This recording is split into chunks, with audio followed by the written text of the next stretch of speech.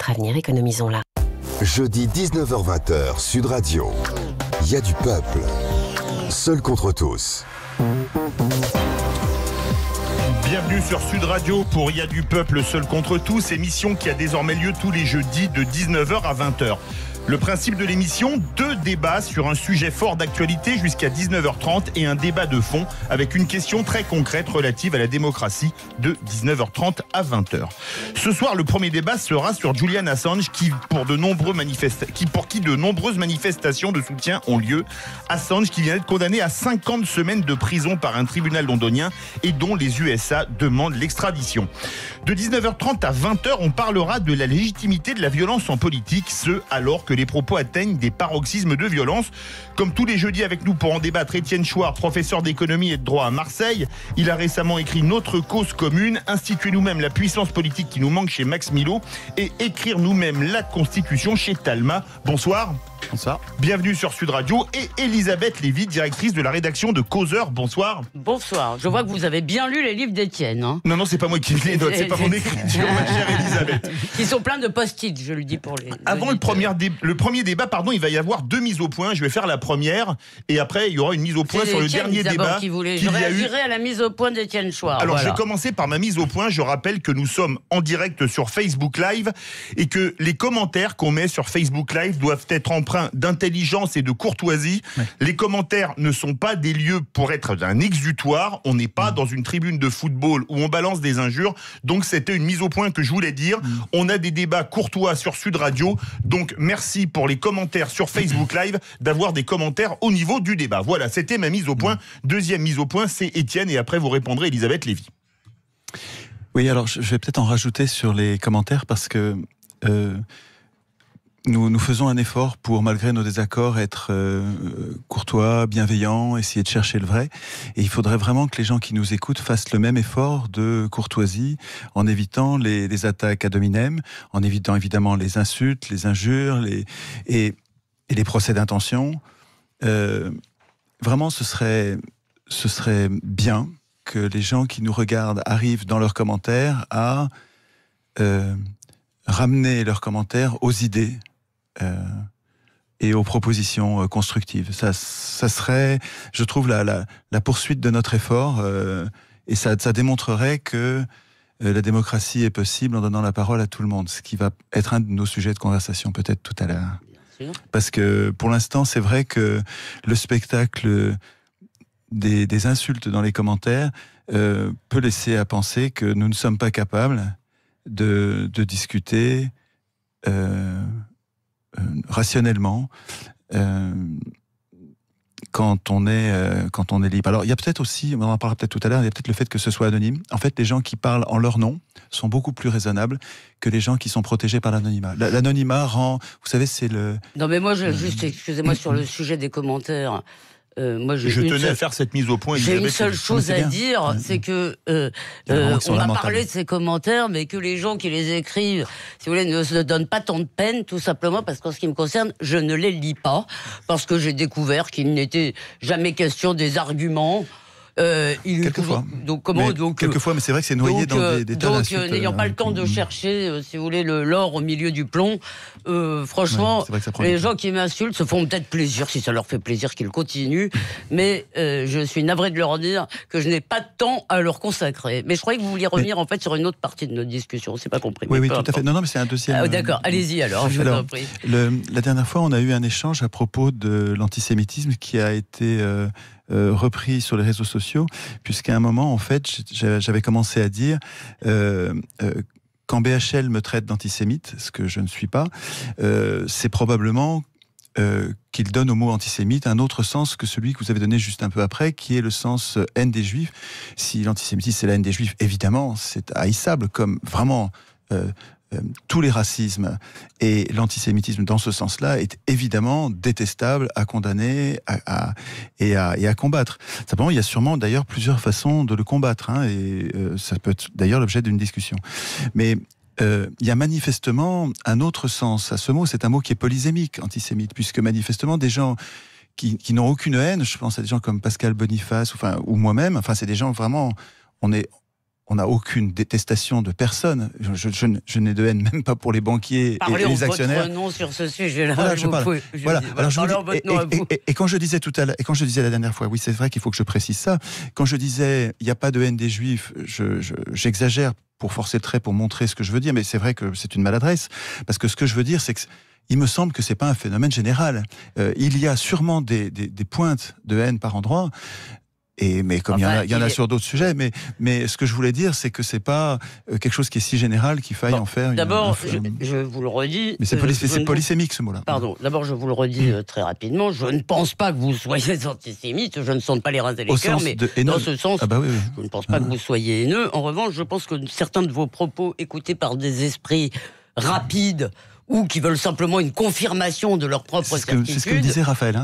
Une confirmation de leur propre certitude, si vous voulez, peut être une sorte d'encouragement, pas à l'antisémitisme dans ce sens-là, à celui qui est caché derrière le négationnisme. Et là, je voudrais dire quelque chose d'assez vite pour pas...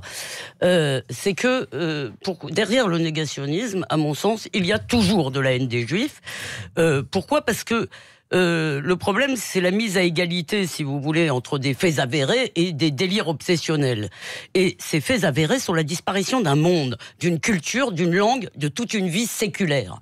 Je veux dire, ça n'est pas rien, vous pouvez vous en foutre, c'est un droit de l'homme, si vous voulez, mais vous ne pouvez pas le nier, surtout quand vous êtes un universitaire, et c'est pas du tout ce que vous faites, hein. Je veux dire, on ne peut pas le nier, et à mon avis, quand on n'a absolument plus d'accord sur le récit commun, ça devient extrêmement compliqué. Mais qu'est-ce que je constate ? Et d'ailleurs, un jour, Marine Le Pen, en forme de boutade, dans une discussion que j'avais avec elle, me l'a dit, elle m'a dit, je vous l'accorde, Elisabeth, quand beaucoup de gens à l'extrême droite et ailleurs, quand ils réclament la liberté d'expression à corps et à cri, c'est toujours pour pouvoir dire ensuite des horreurs sur les Juifs, soit qu'ils ont inventé la Shoah, soit qu'ils s'en servent cyniquement pour dominer le monde. Ce que je veux dire, c'est que il y a, je veux dire, comme si vous voulez, notre principal problème en matière de liberté d'expression était celui-là. Donc voilà, je pense que là-dessus, si vous voulez, le traitement, moi, je suis comme vous, je ne pense pas qu'il puisse être judiciaire, que les gens aient le droit les gens qui ont un entonnoir sur la tête et qui disent « je suis Napoléon » ont le droit de s'exprimer, mais moi, en ce qui me concerne, si vous voulez, je pense que quand vous êtes un universitaire, quand vous discutez avec quelqu'un, vous estimez qu'il est un interlocuteur légitime. Pour moi, quelqu'un qui nie l'existence des chambres à gaz n'est pas un interlocuteur légitime. Il a le droit de parler, je veux dire, avec qui il veut, mais pour moi, il ne l'est pas. Voilà. Vous savez, quand vous dites, c'est important ça. Si vous voulez qu'on parle de Julian Assange, il va falloir... Je fais bref, mais quand vous dites Marine Le Pen qui dit que je vous l'accorde quand des gens réclament la liberté d'expression... Elle parlait du passé, elle m'a dit, j'ai entendu à l'extrême droite, elle parlait à lui dire à l'extrême droite, quand j'entendais des gens dans les milieux d'extrême droite... Ah voilà, dans les milieux d'extrême droite. Oui, mais je vous l'ai dit. Voilà, demander la liberté d'expression, oui, mais enfin... Voilà, mais il n'y a pas que... mais il y a aussi beaucoup de gens qui sont très focalisés, si vous voulez, comme si c'était notre principal problème. Moi, ce que je vous dis, si vous voulez, c'est que si on n'arrive pas à se mettre d'accord sur des faits historiques avérés et qui, par ailleurs, sont une blessure de la conscience européenne, c'est difficile de parler, mais ça n'est pas votre cas, et je propose qu'effectivement, on passe au second sujet. Le sujet, Julian Assange vient d'être condamné à 50 semaines de prison par un tribunal londonien pour avoir violé les conditions de sa libération conditionnelle. Sa demande d'extradition vers les USA est étudiée aujourd'hui. Elle a été repoussée à la fin du mois, donc à la fin du mois de mai, pays où il risque jusqu'à la peine de mort pour avoir dévoilé des secrets d'État, notamment des atrocités commises en Irak et en Afghanistan. On va donc parler de Julian Assange. Tiens, je vais commencer avec vous, Elisabeth Lévy. Non, on va d'abord, je voudrais... non, parce que Étienne revient de Londres, donc on va lui laisser quand même... on va laisser, mais je veux dire un mot quand même, un mot de fait factuel. Je veux pas... juste, c'est que, d'après ce que j'ai lu dans les journaux, il n'encourt pas la peine de mort aux États-Unis. D'après ce que j'ai lu dans d'autres journaux, il l'encourt. Parce que, je veux dire, l'incrimination judiciaire ne peut pas s'écarter de ce qui est dans la demande d'extradition. C'est-à-dire, ils ne peuvent pas demander à ce qu'il soit extradé pour vol de documents et le juger ensuite pour haute trahison. Ils ne peuvent pas faire ça. Vous voulez dire en droit international ? Non, dans leur droit, eux. Je veux dire, donc je pense qu'ils sont coincés. J'ai lu dans d'autres journaux, et des journaux mainstream, soit dit en passant. Oui. Alors, comme vous revenez de Londres, c'est une preuve de la grande galante courtoisie d'Elisabeth Lévy. Je vais poser la question de manière un peu provoque. Assange, vous allez dire, vous, que c'est un héros. Oui, mais en fait, peu importe d'ailleurs, peu importe que ce soit un héros, parce que ce qui est important, ce qui est visé dans le cas Assange, c'est tous les journalistes, c'est tous les lanceurs d'alerte. Que Assange soit un bon ou un mauvais, il fait un travail de journaliste. Avec Wikileaks, qu'il le fasse bien ou qu'il le fasse mal, j'ai compris qu'il y avait des sujets sur lesquels ça posait problème. Par exemple, en donnant des noms dans les leaks, je suis pas allé vérifier. En donnant les noms à Manning, en donnant le nom de Manning, il a mis en danger. Voilà. Il a mis en danger beaucoup de gens qui travaillent pour leur pays. Hein, voilà. J'entends ça, Elisabeth. J'entends ça, mais entendez-moi, qu'il soit irréprochable ou pas, qu'il soit héroïque ou pas, je pense que ce que l'Empire américain, et sûrement vous aurez à redire sur cette expression, mais vous savez, un pays qui est capable de faire jouer ce qu'ils appellent l'extraterritorialité et aller capturer finalement quelqu'un qui n'est pas un ressortissant américain, qui n'est pas un ressortissant anglais, qui est australien, qui a rien fait aux États-Unis, il a rien fait de mal aux États-Unis, il a rien fait de mal en Angleterre. Et quand un pays est capable d'aller capturer un bonhomme comme ça, Redemption, ça s'appelle, je crois. Quand il est capable d'aller capturer, c'est véritablement une politique impériale avec des colonies qui obsèquent, qui obtempèrent. Je viens m'arrêter. Allez-y. C'est-à-dire, quelle est votre conclusion ? Je vais dire juste une chose. La France a déjà fait ce type d'opération, notamment pour capturer Carlos il y a quelques années. Mais pourquoi ? Enfin, Carlos est incomparable avec Assange. C'est ce que voulait dire Philippe, je pense. C'est ce que voulait. Philippe voulait dire que justement, ça n'était pas comparable. Bien sûr. Non, mais la France était un empire aussi, donc la France a des politiques. Je vais répondre déjà sur l'empire. Alors là, d'abord, dans le prochain causeur, nous publions un article sur la guerre du droit que mène l'Amérique contre nos entreprises. C'est impérial, non ? Oui, mais ça m'étonne que tout d'un coup vous défendiez nos méchantes entreprises, mais c'est pas grave. C'était une blague. Non, c'est une taquinerie. Et par ailleurs, effectivement, je veux dire, les États-Unis peuvent avoir un comportement d'empire, sauf que, en l'occurrence, si vous voulez, il y a comment dire ? Il y a aussi le droit des États. D'abord, un certain secret, parce que d'abord un monde, si vous voulez, où les États devront être complètement transparents, il n'y aura plus de crimes d'État parce qu'il n'y aura plus d'État. Et quand nous n'aurons plus d'État, je ne suis pas sûr que le monde sera meilleur, si vous voulez. Donc il me semble qu'en l'espèce, et pour peu qu'Assange ait un procès équitable, la justice américaine pose des tas de problèmes comme toutes les autres, si vous voulez, mais je ne suis pas sûr que il va pas se retrouver devant un tribunal turc ou saoudien, si vous voulez, ou je ne sais pas de quelle république d'Asie centrale, si vous voulez, ou nord-coréen, merci. Vous avez entendu parler de Guantanamo ? Ou chinois même. Je veux dire, il va quand même se retrouver. Vous connaissez l'existence de Guantanamo ? Non, mais attendez, l'existence de Guantanamo est certainement un problème, mais là on est dans le cadre du terrorisme. Non, mais c'est américain. Non, mais vous pouvez pas faire un procès d'intention dès le départ. Moi, ce que je vous dis, juste... C'est pas un procès d'intention. Moi, je vous dis sur le principe, après, j'attends de voir le procès, mais sur le principe, si vous voulez, je pense que la transparence totale, c'est le totalitarisme. Et ce qui m'intéresse, vous dites que Assange est un journaliste. Moi, la qualification de journaliste n'étant pas ni un compliment, ni une religion, ni quelque chose qu'on doit brandir avec spécialement de fierté, s'il veut être dans cette vaste cohorte, qu'il le soit, si vous voulez, je me mets pas à genoux quand j'entends le mot journaliste. En revanche, quand vous êtes journaliste, normalement, vous balancez pas des infos sans vous demander quel est l'impact, vous les balancez pas sans tri, comme ça, je veux dire. Et par ailleurs, ce qui est très intéressant, c'est que j'aimerais savoir pourquoi la transparence, ils ne se l'appliquent pas à eux-mêmes. Parce que je vous rappelle, si vous voulez, que ces gens qui agissent vraiment pour le bien de l'humanité, qu'est-ce qu'ils ont fait ? Ils ont traficoté avec Trump parce que, dans son délire, il espérait faire élire Bernie Sanders. Sauf que, ils ont balancé à l'équipe de Trump, avant de les sortir dans Wikileaks, les informations sur les mails piratés sur les mails de Clinton. Si vous voulez. Donc, c'est pas du tout que ça me choque, il n'y a pas mort d'homme, si vous voulez, ils traficotent ce qu'ils veulent. Il faudrait prendre une idée après l'autre. Mais les leçons de morale, si vous voulez, de gens qui ne sont pas plus transparents, je n'y crois pas. Donc je pense que... Prenons les objections une à une, si vous voulez. Alors allez-y. Allez-y, non mais allez-y, je reprendrai après vous. Exactement. Oui, non mais je vais essayer d'être bref pour que ce soit un ping-pong idée par idée. J'essaye de comprendre votre point de vue quand vous dites transparence totale égale totalitarisme, et j'entends ça. Et quand vous dites si on revient sur tous les secrets d'État, on va priver l'État d'une partie de son efficacité, et quand on n'aura plus d'État, on sera bien malin. Je peux entendre ça. Ouais. Je peux entendre ça. Et il y a sûrement un risque à être excessif sur la transparence. Je suis d'accord. Oui. Mais en l'occurrence, Elisabeth, est-ce que vous trouvez raisonnable? Enfin, je vais rappeler quelque chose, et vous, vraiment, n'hésitez pas à m'interrompre si vous trouvez que je déconne. Que vous alliez au bout avant de vous interrompre. Ça me dérange pas du tout que vous m'interrogiez au moment où je me trompe, parce que c'est le moment où c'est le plus propice pour en parler. Voilà. Il me semble que le journalisme est apparu en Angleterre comme contrepoids, comme contre-pouvoir au despotisme, à la monarchie absolue. Et c'est une idée qui a été défendue et travaillée en Angleterre, et le journalisme a été pensé comme un contre-pouvoir, donc comme une inquiétude pour le pouvoir. Quand on lit les Anglais de l'époque, et les Français ont repris le flambeau à la suite, nous avons besoin, nous autres les citoyens, nous avons besoin de pouvoir parce que nous ne pouvons pas voter toutes les lois, on est trop nombreux, donc on a besoin de représentants, mais ces représentants ayant tout ce pouvoir sont aussi dangereux, et donc on a besoin de mettre des contre-pouvoirs. C'est Montesquieu, quoi, hein, donc c'est une vieille affaire. Montesquieu qui disait aussi qu'en matière de vertu aussi, il fallait être modéré. Tout à fait, absolument.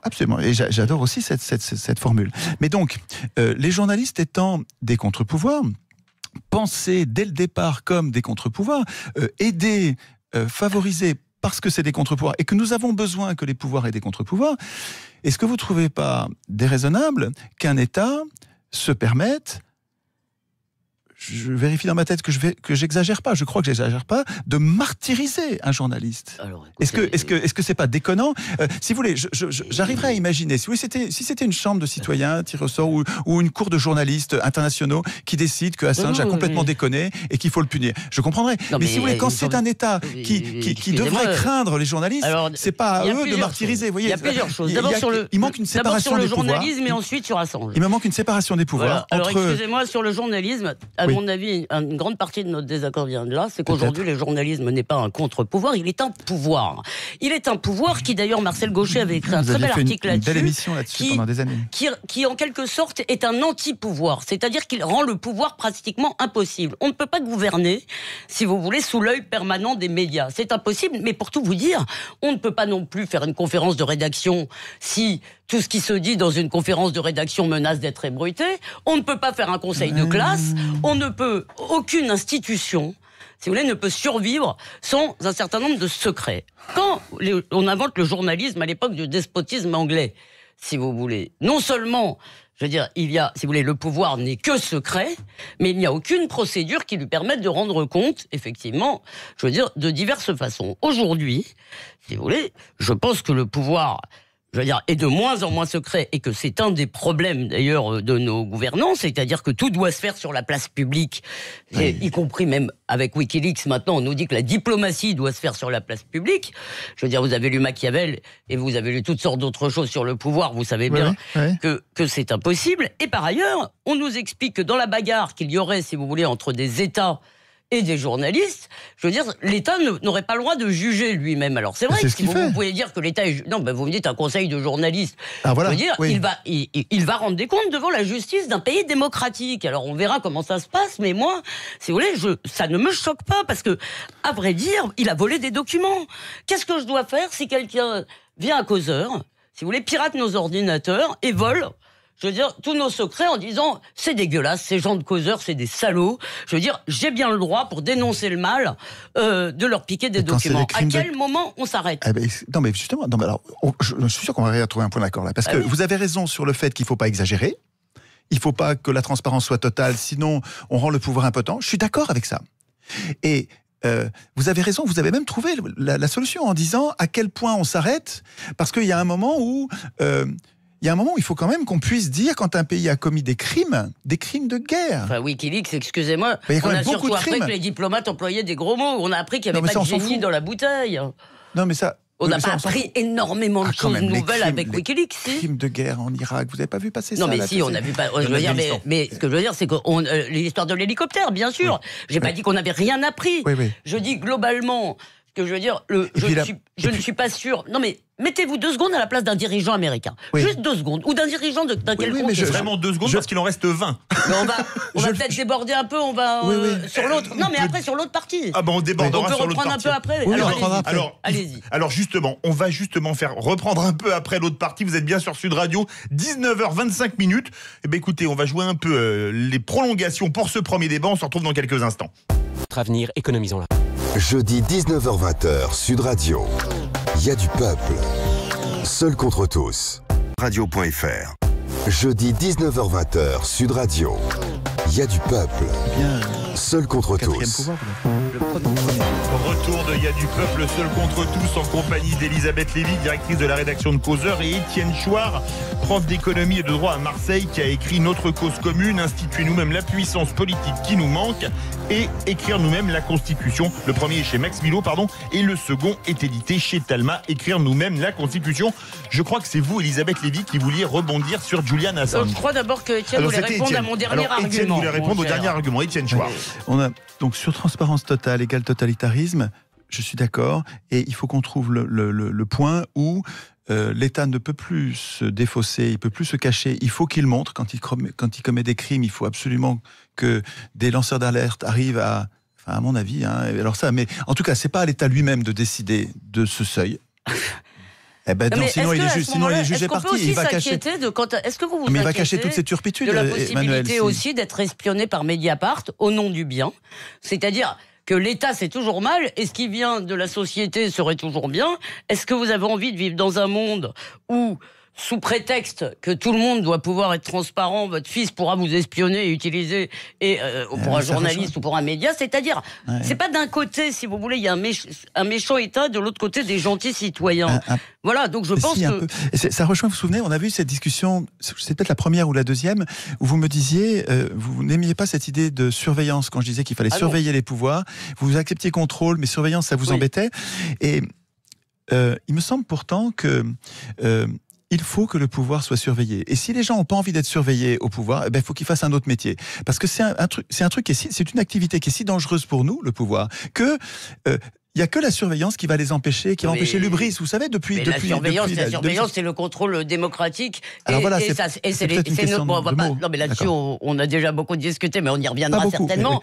Mais en tous les cas, c'est ce que prévoient les gouvernements démocratiques. Ne sont pas des gouvernements, si vous voulez, qui vivent hors de contrôle. Ce que j'appelle la surveillance. Moi, ce que je vois, c'est que je ne me sens pas aujourd'hui tellement espionné par l'État, je me sens espionné par tous mes concitoyens qui estiment normal de savoir tout de ma vie. C'est marrant, Raphaël me fait la même réflexion. Raphaël, il fait la même réflexion. Il dit le danger totalitaire, il vient plutôt d'en bas. Oui.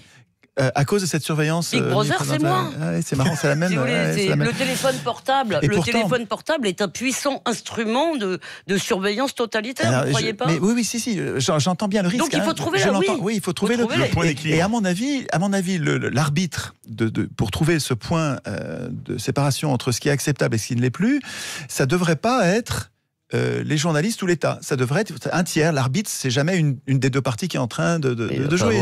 Moi, je pense que la justice, si vous voulez, sinon la justice ne sert plus à rien. Mais la justice ne peut plus arbitrer les différends. Mais Elisabeth, la justice est un des pouvoirs à surveiller. Donc comment vous allez faire si c'est elle qui juge? Eh bien, vous voulez quoi? Vous voulez toujours. Moi, je reviens aux assises, aux jurés tirés au sort. Non, moi surtout. Pourquoi pas ça marche aux assises? Non, mais peut-être des jurés tirés au sort. C'est d'ailleurs ce qui se passe aux États-Unis. Oui, bien sûr. Même en matière civile, absolument. Je ne veux pas rentrer dans la technique judiciaire. Je dis juste, à mon sens, si vous voulez, oui, on doit rendre compte de nos libertés devant les tribunaux, et il n'y a pas que les États, si vous voulez, qui prennent des libertés.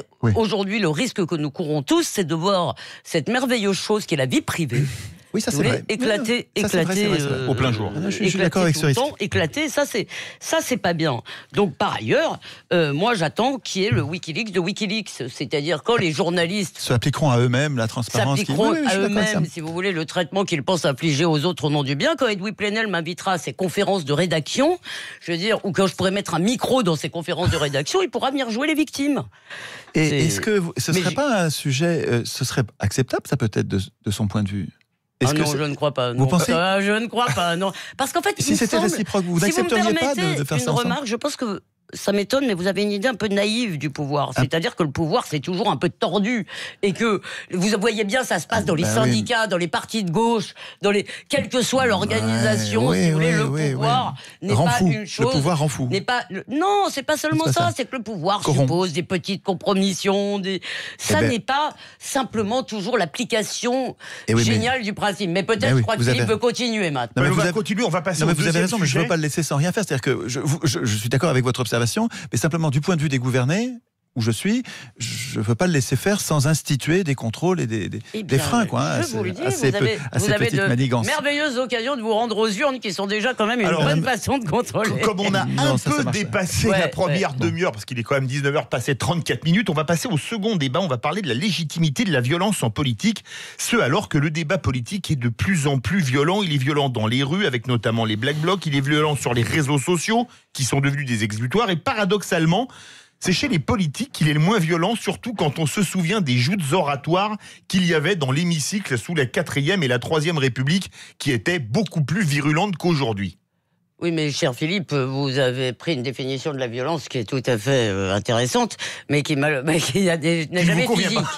C'est-à-dire que ce dont on parle aujourd'hui, et je voulais d'ailleurs faire le lien en parlant d'une tribune de journalistes, si vous voulez, c'est quand même est-ce que la violence est légitime dans la rue ? Absolument, mais j'en ai parlé au début, les Black Blocs, etc. Pardon, donc si vous voulez, la violence verbale, j'ai fait un éventail de physique à verbal. La violence, pour l'instant, la question qu'on se pose quand même, est-ce que la violence, est-ce que de s'énerver, c'est légitime ? Non, c'est pas bien, mais enfin bon, on va pas non plus vivre dans un monde trop policé. La question, c'est de savoir s'il est aujourd'hui, en France et aujourd'hui, si vous voulez, pas en 1789, est-ce qu'il est légitime d'employer la violence à la place si vous voulez, pour poursuivre la politique par d'autres moyens. Voilà, c'est ça le débat dont il est question. C'est vraiment une question super importante. C'est le débat dont il est question avec les Gilets jaunes. Et pour l'introduire, je voulais vous parler de cette tribune. 350 journalistes indépendants.e.s. Donc déjà, moi j'ai beaucoup de mal à les prendre au sérieux quand on emploie l'écriture inclusive. Mais enfin bon, qui disent qu'ils sont empêchés de travailler, qu'ils subissent des pressions énormes, que ça ne vient que des forces de l'ordre. Et c'est là que j'ai un problème, si vous voulez, c'est que depuis le début du mouvement des Gilets jaunes, on a vu quand même des journalistes se faire prendre à partie, des députés se faire prendre à partie, et parfois même quasiment tabassés. Si vous voulez, on a vu toutes sortes de choses qui ne venaient pas que de la police. Alors moi, je suis très étonné quand on ne voit la violence que d'un côté. D'autant plus que la violence de la police, qui peut être abusive, est légitime. Donc est-ce que, moi je ne pense pas que la violence soit aujourd'hui en France un moyen légitime d'obtenir des choses. Étienne Chouard. Alors d'abord, toute violence de la police, c'est pas légitime, j'imagine, Elisabeth, bien sûr. Il peut y avoir des abus. Quand même, c'est ce que j'ai dit. Oui, d'accord, voilà. J'ai dit qu'elle pouvait être abusive. Oui, mais il y a Vincent Bégodeau, François Bégodeau, dans son bouquin, fait la différence. Il insiste sur le fait que la violence n'a pas de sens toute seule. Et qu'en fait, on ne peut juger, apprécier la violence qu'en étudiant ses causes. Et que si on ne pense pas aux causes, en fait, on va rater. On va soit condamner à tort, soit absoudre à tort. Les causes sont très importantes. Et il me semble que la violence qu'on voit dans la rue est une violence seconde. C'est une violence qui vient d'une absence, ou au moins d'une très mauvaise représentation, d'une absence de représentation. Les gens que je vois sur les ronds-points, et que je vois aussi le samedi, mais avec ce bémol, avec cet accroc que sont les Black Blocs qui viennent, à mon avis, tout casser, tout morpionner. Mais la violence que je vois chez les Gilets jaunes, c'est-à-dire le fait qu'ils sortent et qu'ils bloquent la circulation, parce que on peut pas leur reprocher plus que ça en fait. Ce que font les grandes violences qu'on voit, c'est les Black Blocs qui le font. Et cette violence-là, il me semble qu'elle est vraiment un moindre mal par rapport à la violence qu'ils subissent tous les jours et qu'on peut pas nier, parce que si on la nie, si on n'en parle pas, on comprend rien et on les condamne.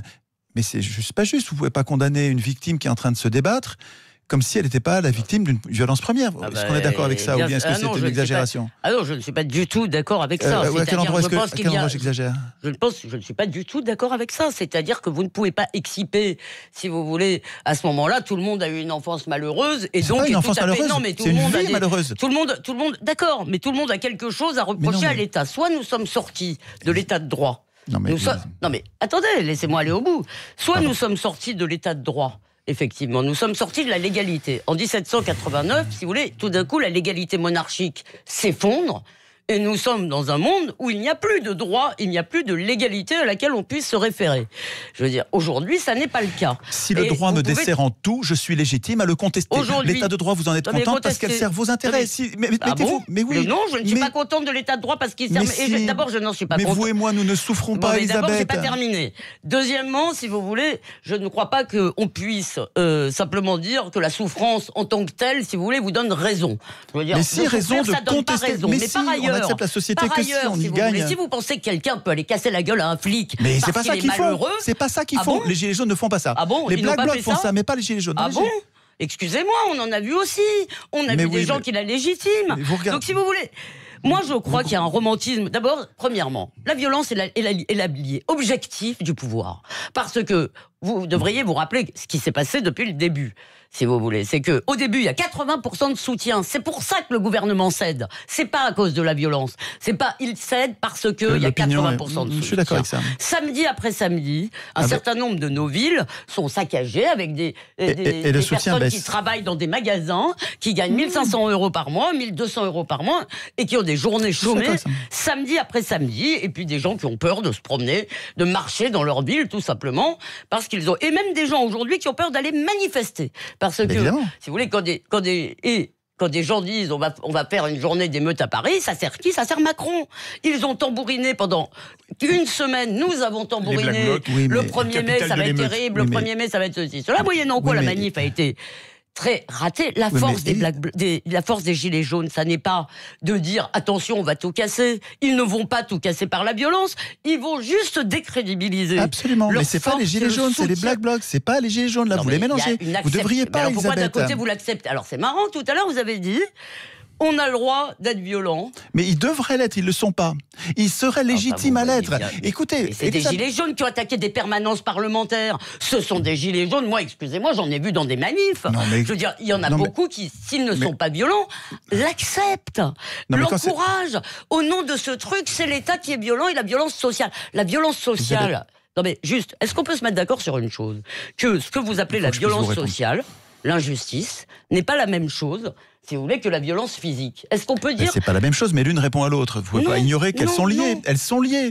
Mais Elisabeth, si vous étiez dans leur situation, Elisabeth, je vous jure que vous feriez pareil. Mais vous ne pouvez strictement pas jurer. Vous pouvez éventuellement jurer mais je suis certain, voilà, de ce que je peux vous pas jurer. Feriez dans cette situation. Oui, c'est vrai. Mais certainement pas de ce que moi je ferais. Certain que vous feriez pareil. Que je crois, si vous parce qu'on accepte la société. Laissez-moi vous répondre. Parce qu'on accepte la société, nous ne sommes légitimes. Enfin, nous n'avons à accepter la société que si la société nous rend service. Si la société nous a servi, nous sommes légitimes à la contester. Mais oui. Pardon, je ne prononcerai pas ce mot-là. Mais vous avez beaucoup de mal à entendre le mot asservissement quand nous parlons de la France. Ça, d'accord. Je pense qu'il y a des gens qui sont asservis à une existence. Il y a des gens pour qui c'est extrêmement difficile. Mais nous sommes quand même dans un pays, si vous voulez, les choses n'étant pas parfaites et la comparaison n'étant pas un Éden de la démocratie qui existerait quelque part. Si je compare la France aux 160 pays de l'ONU, si vous voulez, je ne crois pas que nous ayons à rougir, si vous voulez, des libertés, peut-être faut-il les... Mais vous et moi, on n'a pas à rougir. Pas que vous et moi. Mais les gens qui triment sans jamais jouir de rien, sans aucun loisir... C'est marrant parce que vous voyez dans tous les sondages, les gens les rencontrent ces gens-là. Les gens vous disent qu'ils sont malheureux dans leur vie sociale, qu'ils sont en colère, etc. Mais que dans leur vie privée, par exemple, arrêtez de réduire la vie, arrêtez de réduire l'existence des gens à un malheur social. Pardon. Non, mais c'est eux qui me racontent sur les ronds-points. Non, pourquoi les gens ne disent pas que leur existence ne mérite pas d'être vécue parce qu'ils gagnent pas assez d'argent. C'est pas vrai. Je veux dire, on ne peut pas leur dire ça. Et ça. Mais Elisabeth, vous êtes dans. Excusez-moi, je vous le dis gentiment, mais je trouve que vous êtes dans le déni. Moi, je vous dis ce que parce que je leur fais confiance, parce que je fais confiance à ce qu'ils me racontent. Quand je vois ces femmes qui sont là depuis 20 semaines sur les ronds-points, 20 semaines, et qu'elles le font parce qu'elles ne peuvent pas nourrir leurs enfants, Elisabeth, c'est poignant. Je vous l'ai dit depuis le début, je pense que c'est poignant, mais maintenant, d'abord, je ne crois pas d'abord que ce soit ceux-là qui soient violents. Ils ne sont pas violents, ceux-là. Je dis simplement que l'encouragement à mettre sur le même plan, à dire nous répondons, si vous voulez, à la justice par la violence, premièrement, d'abord, c'est oublier la chose la plus importante, c'est qu'il faut aussi se préoccuper des effets dont on chérit les causes, c'est qu'ils vont perdre. La violence ne va pas les faire gagner, parce que si vous voulez... Je suis d'accord avec ça. Un État... Pour ça, moi, je les incite à pas être violents. Donc, je suis d'accord avec vous. Donc, ils vont perdre. Ça veut dire que, non seulement, de mon point de vue, c'est pas légitime, mais en plus, c'est totalement c'est inefficace. Pas efficace. Oui, je suis d'accord avec ça. Non, mais Elisabeth, je suis d'accord avec ça. De toute façon, moi, je les incite. Comme vous, enfin, je suis comme vous. Je pense que la violence est une mauvaise manière de faire. Nous sommes d'accord. Mais oui, on est d'accord là-dessus. Mais par contre, ils sont légitimes à contester la société qui leur fait une violence quotidienne. Oui, ils sont légitimes à la contester par des moyens pacifiques et légaux. Pardonnez-moi, ils ne sont pas légitimes à la contester en cassant des magasins ou en cassant l'Arc de Triomphe. Oui, ils ne le sont pas. Oui, je suis d'accord avec ça. Mais ceci dit... Oui, non, mais... On est vraiment d'accord. Non, mais pour le coup, si vous pensez que ça, c'est pas légitime, non, mais si vous voulez, on est vraiment d'accord. Ce qu'on n'a pas montré, et c'est peut-être là-dessus qu'il y aura le désaccord, c'est que la violence sociale qui leur est faite est considérable. La violence que vous déplorez, c'est-à-dire casser un moulage de l'Arc de Triomphe, dont on n'a rien à foutre en fait, vous trouvez ça extraordinaire, alors que moi je trouve ça une très petite violence de rien du tout. Je parle pas des grosses violences d'un d'autres, mais il y a des tas de violences qui ont été montées en épingle que je trouve dérisoires par rapport à l'immense violence sociale qui est faite à tout le corps social, la quantité de pauvres. Des pauvres, Elisabeth, vous et moi, on sait pas ce que c'est. Il faut leur parler pour se rendre compte, de dire mais comment ces gens vivent avec aussi peu et avec des enfants. Si vous voulez, les violences ne s'équilibrent pas du tout. Je trouve que les gilets jaunes sont peu violents. Je conteste l'utilisation de ce terme violence, et je pense en plus qu'il est nocif. La violence sociale, pourquoi vous l'appelez violence? Je conteste une oppression. Je conteste précisément. C'est une oppression. Vous voulez savoir pourquoi je le conteste ? Oui. D'accord. Alors, je vais vous le dire. Je conteste ce terme parce que, si vous voulez, il laisse penser qu'il n'y aurait plus en France de moyens de contester le système. Pour moi, en gros, là où on peut être d'accord, c'est que la violence est légitime quand il n'y a plus d'autres moyens légaux, si vous voulez, de contester le système. Par exemple, en 40, il me semble légitime, si vous voulez, de choisir une voie qui est, après tout, la voie de l'action armée, parce que, si vous voulez, on change de légalité, en quelque sorte. Et que vous n'avez plus de moyens. En revanche, aujourd'hui, ça n'est pas vrai. Mais comment ? Les gens ont le droit de voter. Les gens ont le droit d'aller de faire des listes. D'ailleurs, il y a des listes gilets jaunes. Et qu'est-ce que je constate, moi, c'est que si on regarde le rapport de force, pour l'instant, le rapport de force politique n'a pas vraiment changé depuis le début des Gilets jaunes. Peut-être on voit Marine Le Pen monter plus. Aujourd'hui, elle est passée devant la République En Marche. Je ne veux pas jouer à ça. Laissez-vous répondre à ça. Donc, si vous voulez, je crois quand même qu'il faut définir le moment. Ça m'étonne. Je pensais que vous alliez me citer la Constitution de 93. Il faut définir à quel moment le peuple est légitime, effectivement, à prendre les armes. Eh bien, aujourd'hui, il ne l'est pas. Mais est-ce que c'est à vous de décider ou à moi ? Pas du tout. Alors aujourd'hui, je pense qu'il ne l'est pas. Voilà. Oui, mais est-ce que c'est à vous de décider ? Si vous voulez, à mon avis, si cette population de gilets jaunes était convenablement représentée, ils ne seraient pas dans la rue. Ils ne seraient pas dans la rue. Entendez-moi. Si ces gens-là étaient représentés, ils ne seraient pas dans la rue. Mais je vais là-dessus. Je vous ai, depuis le début, dit qu'à mon avis, il y avait un problème de fonctionnement de la démocratie représentative. C'est-à-dire que ces gens-là n'ont pas les moyens de se défendre. Ils n'ont pas les moyens de se défendre. D'abord, excusez-moi. Donc on est dans le cas de figure que vous décrivez. Il n'y a pas d'autre moyen. C'est simple. Vous savez, les Anglais disent que la preuve du gâteau, c'est qu'on le mange. Il y aurait une façon assez simple de dire, peut-être le jour où je verrai le peuple en armes réellement, où je verrai, si vous voulez, le peuple vraiment dans son intégralité ou par millions dans la rue, je me dirais peut-être qu'on est à un moment où effectivement ça devient légitime. Ce que je vois aujourd'hui, c'est que malgré tout, c'est pas un mouvement négligeable. Moi, je ne fais pas partie.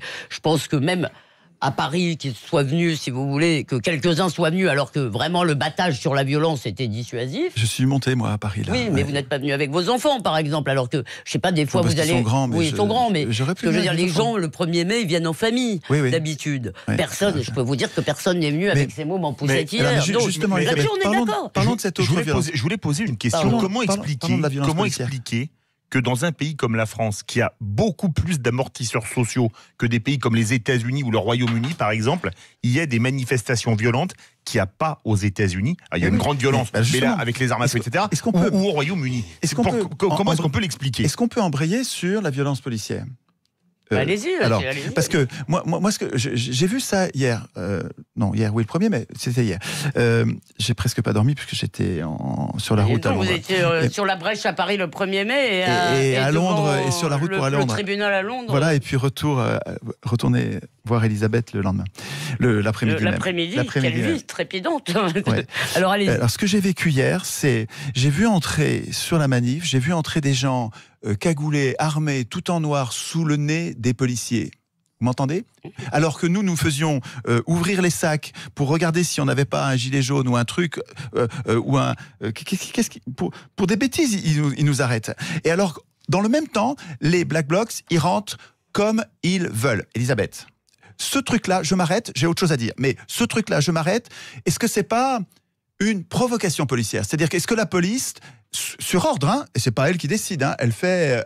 Je pense qu'il y a une bonne partie de la police qui est pas, c'est pas ceux qui décident. Mais ce qu'il n'y a pas, et on le voit tous les samedis. Vous m'entendez ? Tous les samedis. Alors attendez, les Black Blocs, enfin, c'est ce qu'ils disent. Moi, je l'ai vu. Moi, j'ai quand même vu. Et c'est vu tous les samedis, c'est-à-dire que quand les Black Blocs rentrent, ils rentrent comme dans un moulin, alors qu'on les arrête, et on a entendu des policiers, encore Alexandre l'autre jour, qui nous expliquent qu'on les connaît, et si on le voulait, il suffirait de le vouloir au plus haut niveau. C'est pas les policiers qui décident.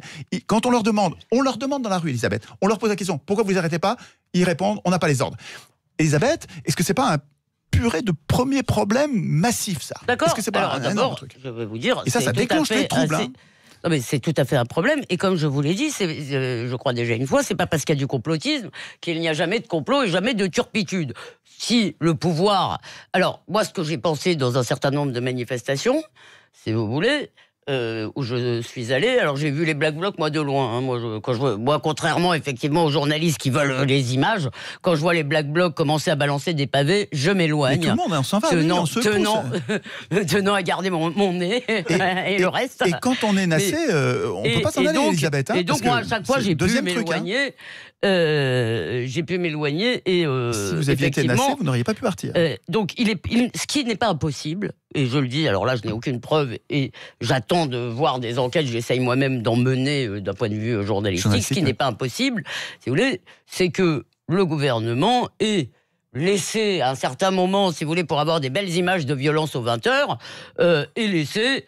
on a laissé, et notamment, je sais parfaitement, moi j'ai déjà demandé à plusieurs reprises, pourquoi on ne protégeait plus les biens. Il est vrai aussi, il est vrai aussi que quand on parle avec des policiers, quand on parle avec des policiers, moi j'ai aussi le sentiment qu'il y a beaucoup d'incompétences qui sont liées paradoxalement à la terreur, si vous voulez, de faire un mort. C'est-à-dire qu'avant d'aller au contact, comme ils l'ont fait le ces syndrome dernières... Malik Oussekine. Oui, avant d'aller au contact, comme ils l'ont fait. Là, il ne s'agit pas de ce bagage, il suffirait de les arrêter. Non, mais Elisabeth, quand moi, j'y étais pas, donc j'attends qu'il y ait des enquêtes. Je vous crois, et je dis, je n'exclus pas, si vous voulez, qu'ils jouent un peu le pourrissement. Mais excusez-moi, c'est plus grave que ça, Elisabeth, parce que ça crée la violence. Toute la violence vient de là. Cette violence n'est pas. La violence vient de là. Moi, je vous dis, le reste du cortège, il est pacifique. Je pense qu'il ne faut pas confondre.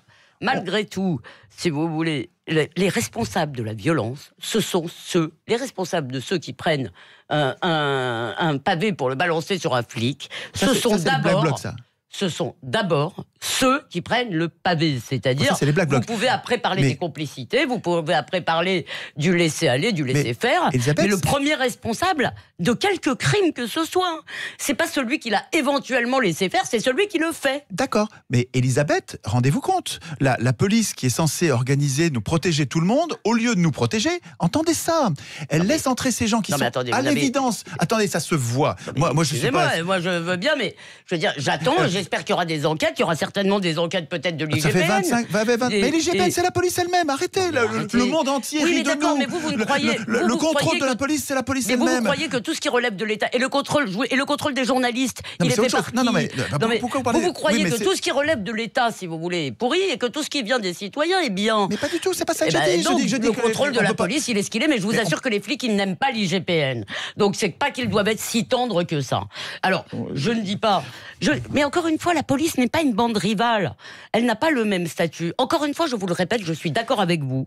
Si le gouvernement joue avec des images, c'est un problème. Mais il ne crée pas la violence. Si vous voulez, moi, ce que je voudrais... ce que je vous dis, moi... si, alors là, vous pouvez... C'est comme des complices, Elisabeth. C'est comme des complices. Là, vous êtes en train d'exonérer un complice. Ils n'ont pas créé les Black Blocs, excusez-moi. Les Black Blocs, on les voit depuis 30 ans, depuis 20 ans. Non, mais d'accord, mais quand ils les laissent rentrer... Moi, écoutez, je n'ai pas... Vous me dites que vous avez vu ça. Moi, j'ai aucun moyen de vous répondre maintenant. C'est tous les samedis, Non, écoutez, moi, j'en ai fait beaucoup des manifs du samedi. D'abord, les 3 quarts, il n'y avait pas de Black Bloc. Donc, quand il n'y a pas de bloc, il n'y a pas de violence. Mais Non, c'est faux. C'est totalement faux. Non. Alors là, excusez-moi, moi j'ai vu des manifs sans la moindre Black Bloc et Paris était à feu et à sang. Mais non. Mais enfin. C'était quand ça? Alors j'ai pas les dates. En décembre, il n'y avait pas de Black Bloc, je peux vous le dire. Mais c'était, on ne peut. Et l'idée, mais attendez, allez voir simplement les commentaires sur les Facebook, etc. Il y en a plein qui légitiment la violence. Quand ils ont cassé la gueule à des députés, c'était pas de la violence, c'était pas les Black Blocs.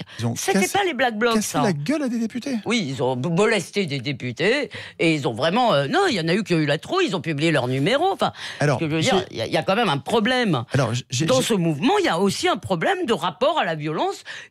Et à mon avis, il est encouragé par cette idée, mais oui, vous êtes légitime parce que vous êtes malheureux. Non, le malheur ne rend pas n'importe quoi légitime.